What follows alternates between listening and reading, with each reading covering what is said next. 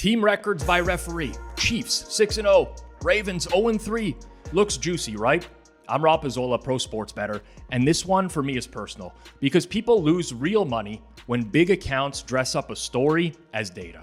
If you have a platform and you're pushing a 9-game referee trend like it's predicting the future, you either do not understand the numbers or you're counting on your audience not to ask questions. On Circles Off, we do the opposite. We test ideas, we measure what actually moves a game, and today I will show you why win-loss by referee is complete nonsense, how 6-0 streaks pop out of randomness, and what you should track instead if you want an edge on sides, totals, and props. If trends like this are something you regularly value, stick around. I'll give you a simple weekly checklist and a better way that you can evaluate them. You will leave with tools, not vibes. Let's get into it.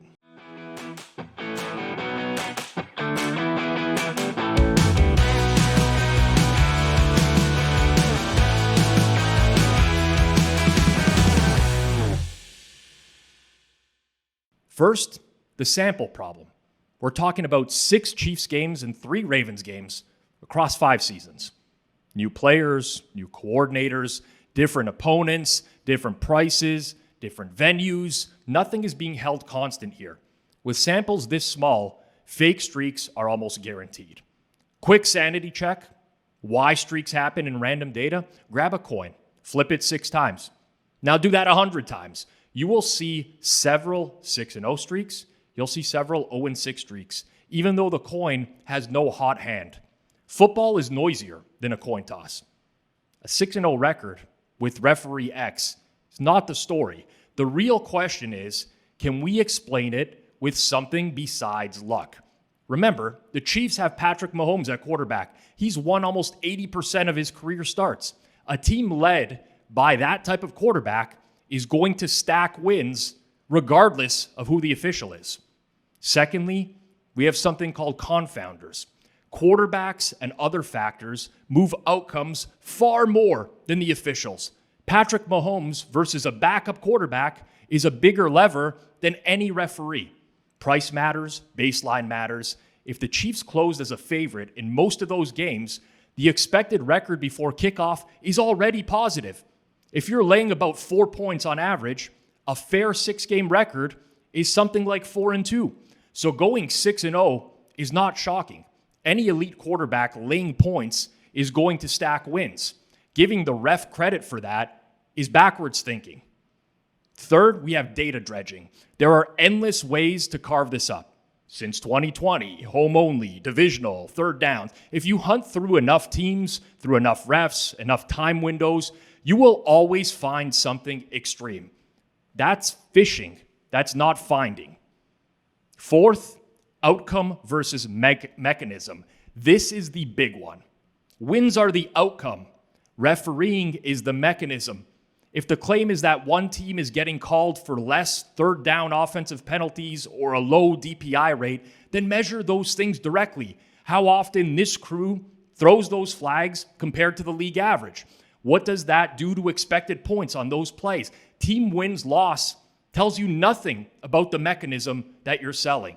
The bottom line here is win-loss by referee is basically a vibes chart. It looks sharp. It predicts nothing. It teaches bettors to chase stories instead of chasing edges. If you like myth-busting over clickbait, consider subscribing here to Circles Off so that more bettors can find us and dodge that bad info in the future. But instead of just telling you why I think this is bad strategy, I'd like to explain how I would use referee data without fooling myself. Number 1, count how often it happens, not who won.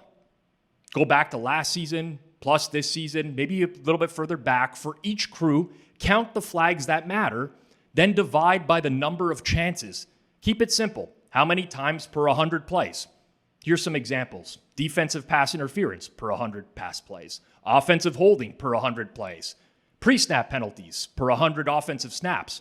This tells you more about how a crew behaves, not who happened to win the game. Number 2, adjust for who is playing. Some teams are going to grab more. Some tackles hold more than others. A quick workaround is to compare the crew's numbers in games that did not involve today's teams. Or just note, this team already draws a lot of defensive pass interference so that you're not double counting it. If one team consistently commits more penalties than another team, it can simply mean that one team is undisciplined, not that the referee has it out for them. Number 3, think about impact and subjectivity. Not all flags are equal. Some are much more subjective than others. A deep pass interference or a roughing the passer call can swing a drive. A delay of game usually doesn't. A false start is basically an automatic call every time. Write these things down and star the big swing, high judgment flags and weigh those more. Number 4, make sure that this all sticks. Check last season, this season. If it appears one year and then it disappears the next, treat it as noise. Crews change, league emphasis changes. Only trust what is repeatable. Number 5, keep your adjustments small. If a crew throws more defensive pass interferences than average and both teams attack deep, maybe lean a little bit higher on the game total. If a crew nails offensive holding and one team's tackles are weak in that department, you can expect more stalled drives. Usually leans lower on the total. These are tiny nudges, not massive moves, but it is a way of incorporating referee data into your handicapping that actually makes sense. Number 6, check yourself after the fact. Track your notes for a while. I keep a notebook. Did the small nudge help you beat the closing number or land closer to the result? If not, dial it back or just retire it completely. Here's a simple worksheet example that anyone can build out. Take the last few seasons of data. For a given crew, count defensive pass interference flags and count pass plays in those games. Now turn it into DPI per 100 passes. If the league sits around 1 call per 100 and this crew is closer to 1.6 per 100, that might be a real tendency. Do the same thing for holding, pre-snap flags. Add a note for big swing penalties as well, and which ones are subjective, like roughing the passer, versus stuff that's automatic, like a false start. Now look at your matchup for this week. DPI-friendly crew, 2 vertical offenses, maybe lean slightly higher on the total. Holding heavy crew, 1 team lives in the run game with shaky tackles, expect more stalled drives, lean a touch lower. But keep it simple. How often per 100 plays is enough to spot tendencies? You can go larger sample as well if you want, but get fancy later only if it's actually helping you. Now, I don't want to lie to you and convince you that this is going to be like some light bulb moment and all of a sudden you're going to beat the NFL market, but this is a much better way to try to incorporate this type of data than to blindly tail some sort of dumb trend with zero context. If you want to apply it to any trend, that's easy. Before you trust any trend, just run it through this checklist. Number 1, sample size. Is it big enough to survive randomness? Number 2, does it show up again? Is it something that seems repeatable from season to season? Number 3, did you adjust for the obvious stuff already? The quarterback, home or away, injuries, weather, whatever it may be. Number 4, is there a football reason for it? Mechanism, not just correlation. Number 5, did you test it on new data? After you found it, did it still work later on? Number 6, did you hunt for it across tons of teams, refs, or time windows? If you did, you need stronger proof or you need a bigger effect. Number 7, is it big enough that you think it could matter in the line and potentially is not being accounted for right now? And number 8, can you use it? Is there a clear path to a side, a total, a prop bet? If it fails 2 or more of these in the checklist, I would probably just toss it. If it passes most, keep it, but bet it small and keep testing. Now let's take this checklist and let's apply it to the referee trend. Number 1, sample size. That's a fail. 6 for KC, 3 for Baltimore. Easy fail. Number 2, does it show up again? 5 seasons, different rosters, different schemes. I'd say that's a fail as well. 3, adjustments. Big time fail. No control for Patrick Mahomes being the quarterback and the Chiefs being great. 4, is there a football reason for it? Another fail. The claim mentions third down penalties and DPI, but the stat that they're showing is wins. Number 5, new data test, fail, cherry-picked, not validated at all. Phishing risk, fail. With this many refs, teams, and windows, you're always going to find something that's 6-0 somewhere. The magnitude is unknown. We don't know if there's a point spread impact because it's not shown. And the usefulness, also a fail.